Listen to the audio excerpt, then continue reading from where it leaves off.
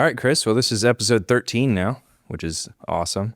And we are in Matthew 13. Last week we talked about the parable of the soils, and Brad was sitting in my place. And this week is wheats in the tares. Is that what wheats in, right? Yep. Wheats in the tares. Yep. Awesome. Would you read it for us? Yes, for sure. And you graduated. How was that? That was awesome. Yeah. There you go. Did it. You did it. You did the thing. Got the cool hood. Now you get, what's interesting about Western is you graduate in like the spring, but then you still have another semester. Yep. The funnest of them all. Yeah. Senioritis. Anyway. Yes. Well, we're in, Matthew 13, verses 24 through 30, and then we skip to 36 through 43, and you'll see why. All right. It says, he presented another parable to them. The kingdom of heaven may be compared to a man who sowed good seed in his field. But while people were sleeping, his enemy came, sowed weeds among the wheat, and left. When the plant sprouted and produced grain, then the weeds also appeared. The landowner's servants came to him and said, Master, didn't you sow good seed in your field? Then where did the weeds come from? An enemy did this, he told them. So do you want us to go and pull them up? The servants asked him. No, he said. When you pull up the weeds, you might also uproot the wheat with them. Let both grow together until the harvest. At harvest time, I'll tell the reapers, gather the weeds first and tie them in bundles to burn them, but collect the wheat in my barn. Then in verse 36, it says, Then he left the crowds and went into the house. His disciples approached him and said, Explain to us the parable of the weeds in the field. He replied, The one who sows the good seed is the Son of Man. The field is the world, and the good seed, these are the children of the kingdom. The weeds are the children of the evil one, and the enemy who sowed them is the devil. The harvest is the end of the age, and the harvesters are angels. Therefore, just as the weeds are gathered and burned in the fire, so it will be at the end of the age. The Son of Man will send out his angels, and they will gather from his kingdom all who cause sin, and those guilty of lawlessness. They will throw them into the blazing furnace where there will be weeping and gnashing of teeth. Then the righteous will shine like the sun in their Father's kingdom. Let anyone who has ears listen. Wow. There's a lot there. There's a lot. Yeah. A lot there. There's a lot of ways to go.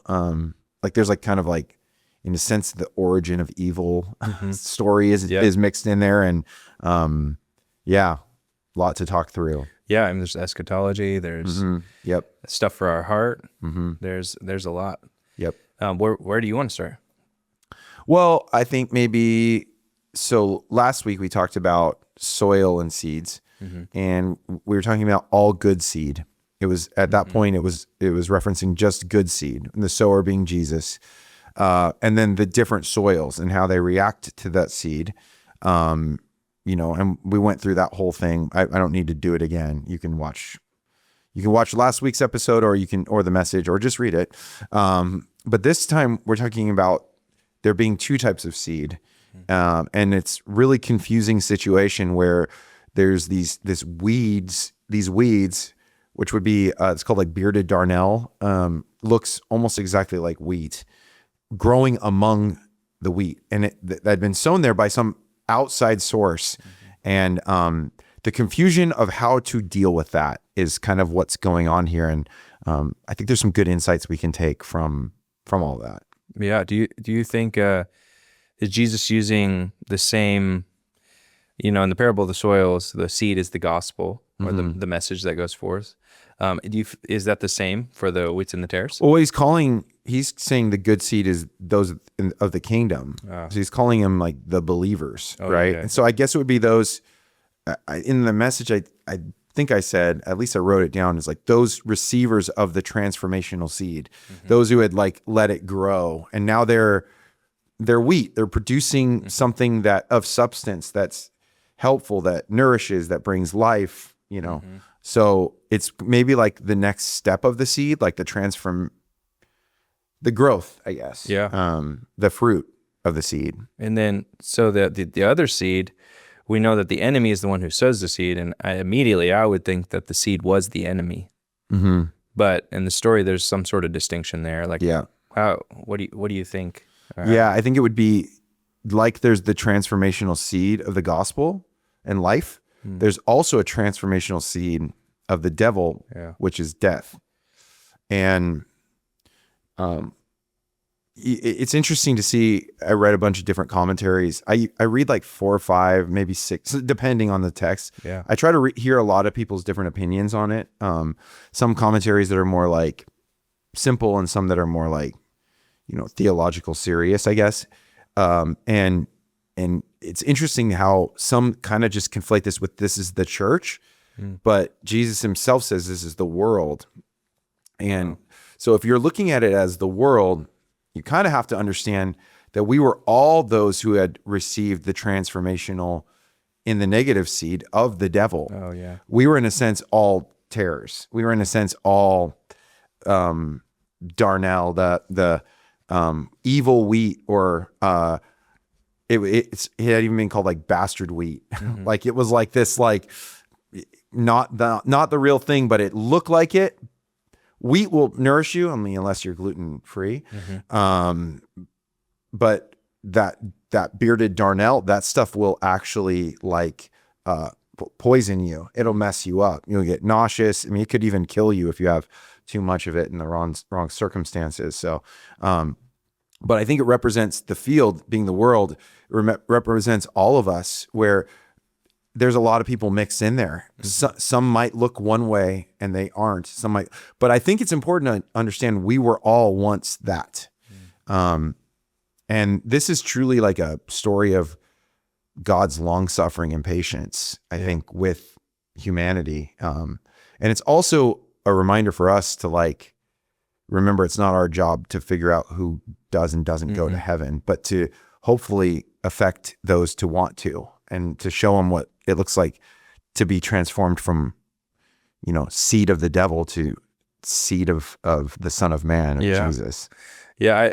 Do you see, in my mind, I'm thinking about the story of Noah, where Noah, it appears that he is like the last wheat left in the story, and then God obviously promises not to flood the earth again, that him and his family are kind of saved. They're like plucked, if you will.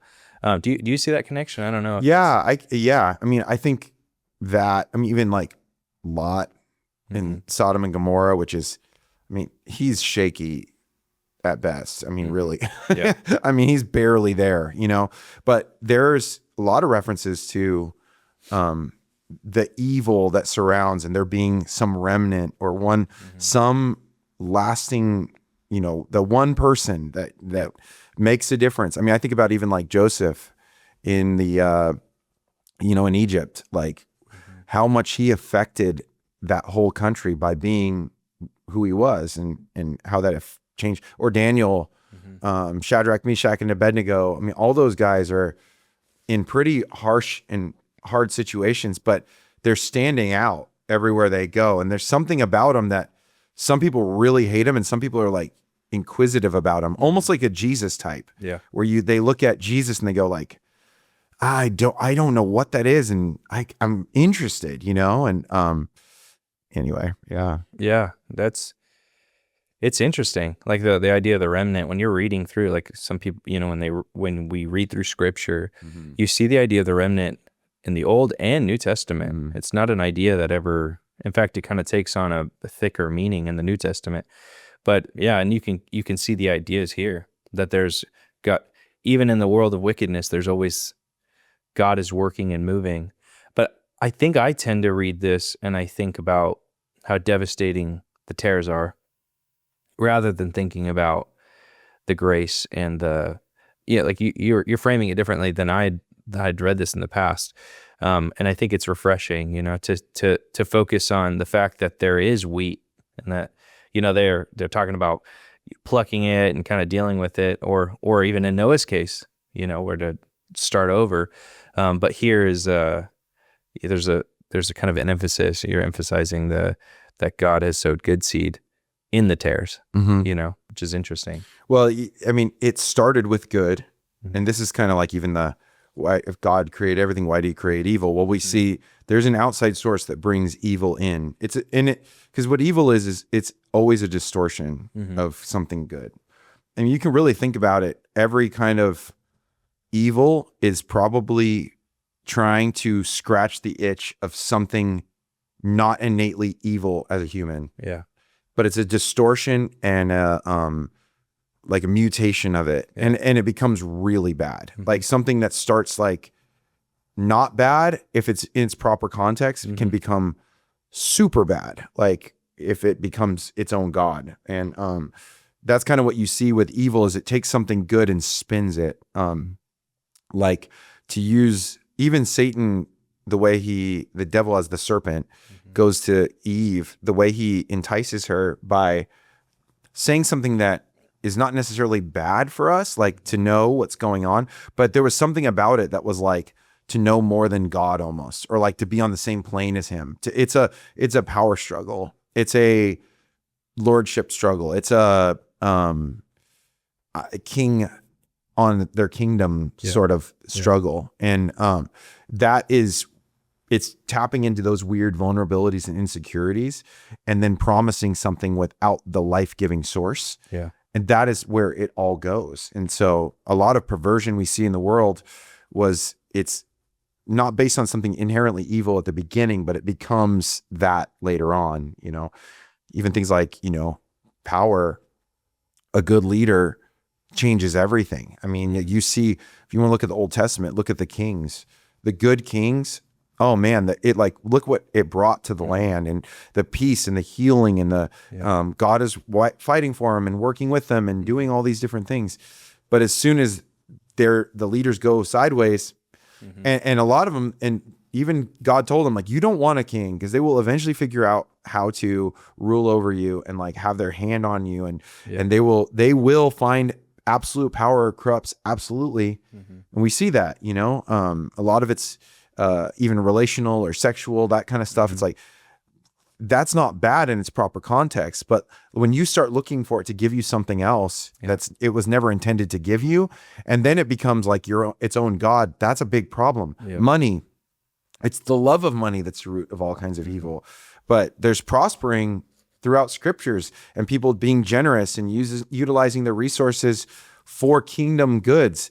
It's just it's how it's done. And so Satan comes in, the evil one, and sows these seeds among the good that are meant to, I think, one, make it confusing as to if anything's good at all. Yeah. And two, hopefully you can wipe out a few along the process and they get ripped out with everybody else, which has actually happened in church history. Yeah. Where there's been like hardcore persecutions on groups that others didn't agree with, that were like, how in the world did that become such a big deal? Yeah. So, yeah, I immediately kind of think about how, like, I'm thinking, how does this happen? And in the substitutes, there's the facade there, and it's almost like our flesh is so weak, it's willing to give itself to the facade. But then once you just need more and more, because there's never any nutrition or substance that's given to your soul and your body, and you could see this really clearly in the spiral from like lust, pornography, promiscuity, to people having affairs, all the way into people diving into horrible things like abusive. And where nobody starts that way. And you hear this story anytime you work with young men that deal with this, and young women, I suppose. But there is a very slippery slope where if your heart is unchecked, it just goes and goes. And it's because there's an appetite that's growing and it's longing for the real thing, and it never gets it because it's not looking in the right places. It's unsubmitted to God. Like in these examples of sexual desire, God has designed it to where that it's supposed to be within the confines of marriage and commitment to one another. And because that's not there, that missing element, the substance, the nutrition, the like life-giving, creating a family, all of that, because that's all been neutered from it, and we're just taking the good part and not the commitment and the substance, then it just creates monsters.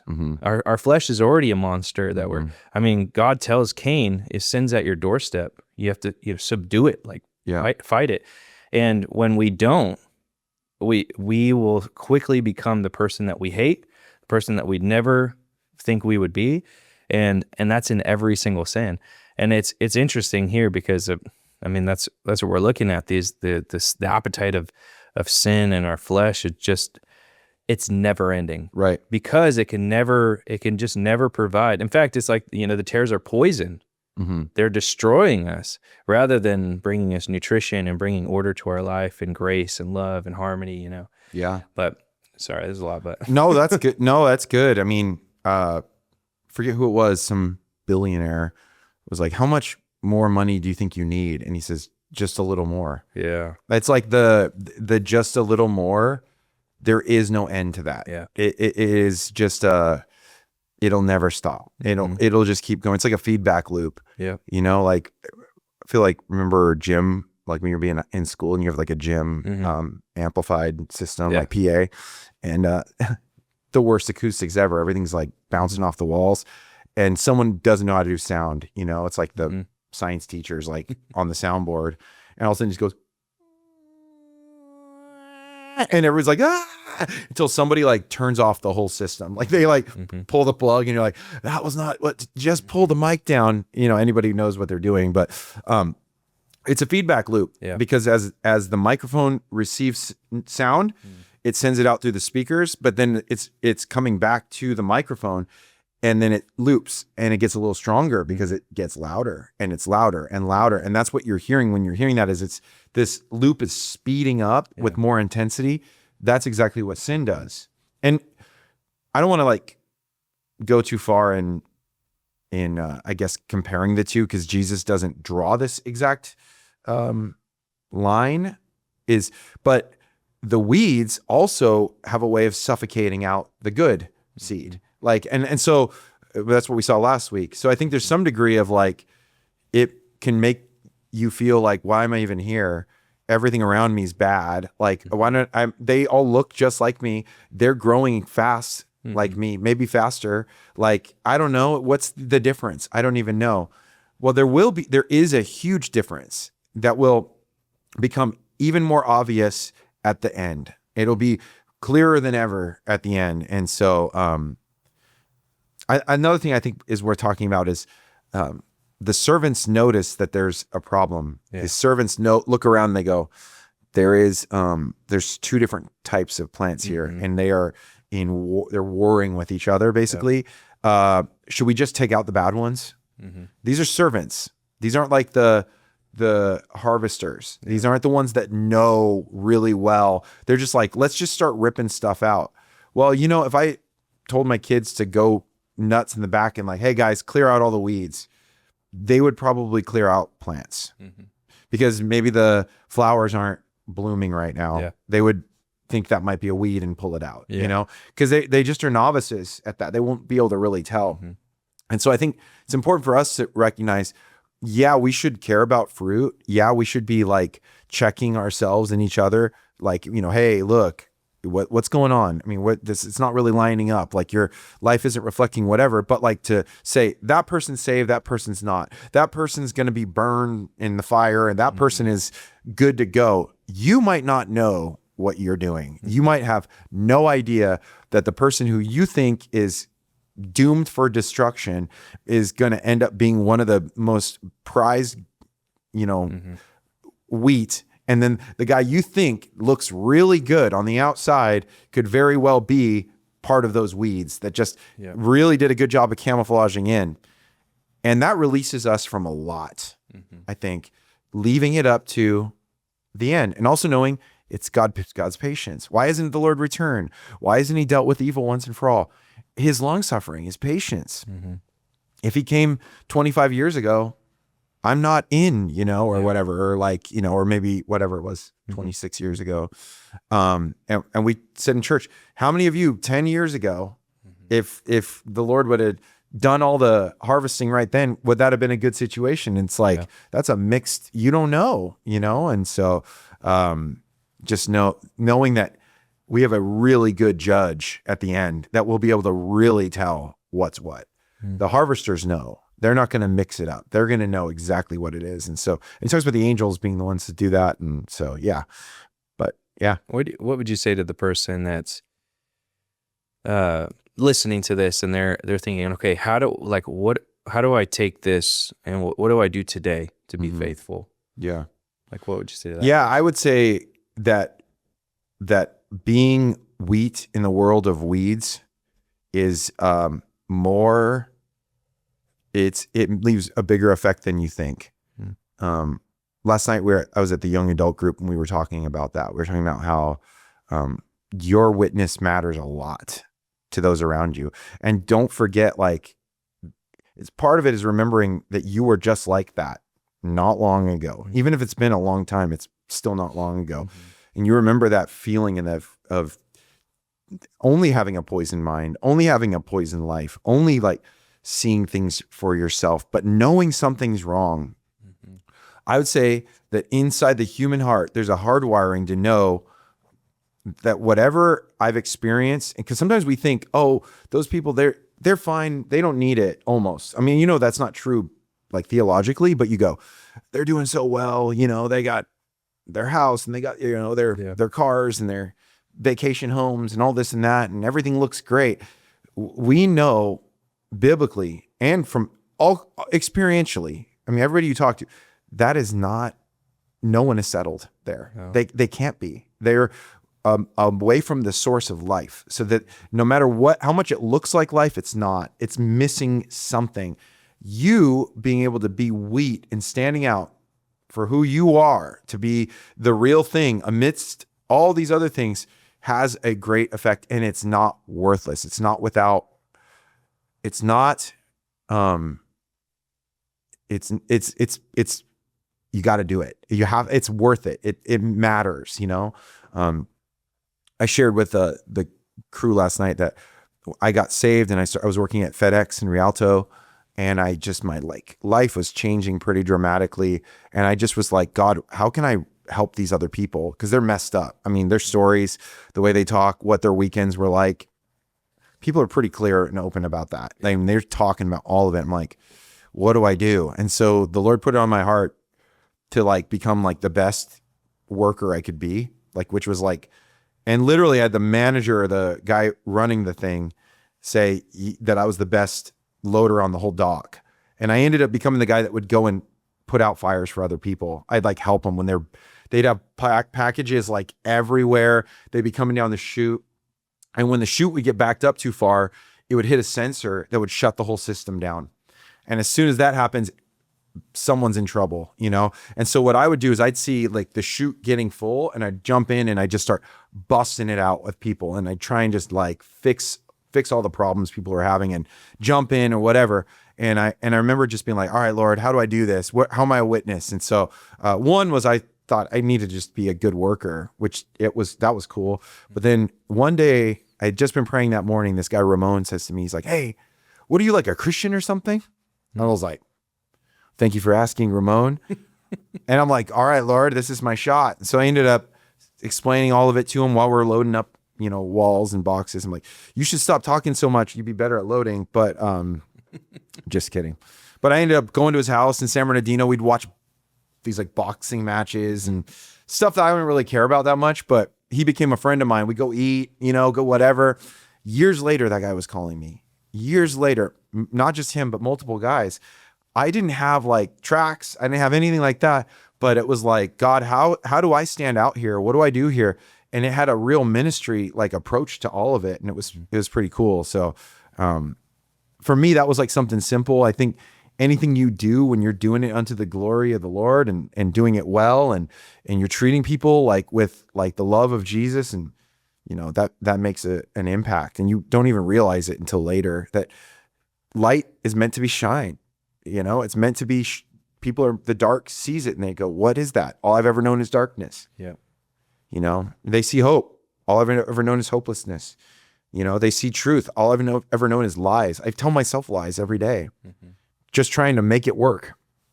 So there's something to being able to be what you are without any guile or falseness, no counterfeit wheat, no lying, deceptive wheat. Here it is, the real thing. And so only Jesus can do that in you, though. You can't manufacture that. And it comes from being close to the source and being nourished by the source. So, yeah. Yeah, I think and everybody that hears that, it's oh, I know what I got to do. it doesn't take long. It doesn't take a big soul search to think like, oh, I need to do this. Right. And I think that's how the Holy Spirit works, because oftentimes when we take these sections and we don't like think about them personally, we think, okay, I just have to be Jesus on earth. Right. And whereas that's the goal, that's not the process is to be faithful in the little things. Yeah. And the idea of, you're a new worker, and I had a similar story, and I'm just, okay, what do I do? All right, well, I'm not gonna cut corners. Mm-hmm. And then sure enough, that's a testimony. And people are like, what's your deal? Mm-hmm. Like there's no reason to do it the right way here. Mm-hmm. And you're like, there is a good reason, actually. Mm-hmm. And even if something as simple as that, it has an effect on the world. And I think that's how God intended it to be. It's as much as we want the satisfaction of holding a crusade or something, like a Billy Graham crusade. Mm-hmm. There's that. I'm not like one where you're killing. Yeah, no, not like that. But as much as we want that, like God has called us to be faithful in tiny things, Mm-hmm. and as Christians take on that responsibility and to be obedient to Christ, that's how. I mean, so many stories. Mm-hmm. That's how it happens. Mm-hmm. God can use it all, but I think we're substituting again. Well, then it makes the grind not a grind. Yeah. It's we say, go out the doors and it's the mission field. Mm-hmm. That's the truth though. Then you go like, oh, I just got to get through this week. It's like, what am I supposed to do this week? Yeah. Why am I here this week? Who is around me this week? Yeah. How do I meet that without trying to just buzz by everybody and just get to whatever I want to do? That is not a fun life anyway, I also noticed, and maybe you did too, there's some people who loved it and like really appreciated it, and they were like inquisitive, and they were like, it was like, you could tell it was like almost like water for their souls to see something like that. There's some people that don't like it because they think you make them look bad. Like you doing what you're supposed to do might blow their cover, and they might like malign you and not be about you. That is exactly how they responded to Jesus. Some of them looked to him and go like, oh my goodness, do you have what I'm actually looking for? Yeah. I feel like you might. And the other ones are like, nope. Yeah. I don't want to hear it. I have my thing set up and you're going to mess it up. I don't want to hear it. So the results belong to the Lord ultimately, but like, it's fun to be part of that. And it's like, but that's why we're supposed to be in the world, not of the world. Yeah. And that's why even like the monastic kind of thing, I understand it for a season, like where you go, hey, we got to get away. But like, dude, that's too easy in some sense. Like it's, be around people. Mm-hmm. Like, and that's the context. You're in the world, not of it. You're among weeds. Mm-hmm. Be wheat. You're among darkness. Be light. City on a hill. So is there any last thing you would like to say? No, I mean, I just hope it's encouraging. I was encouraged as I was studying through it and just realizing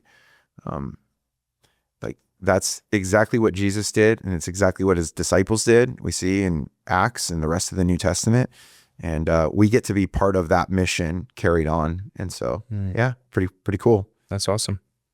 All right. Well, till next time. On to next week.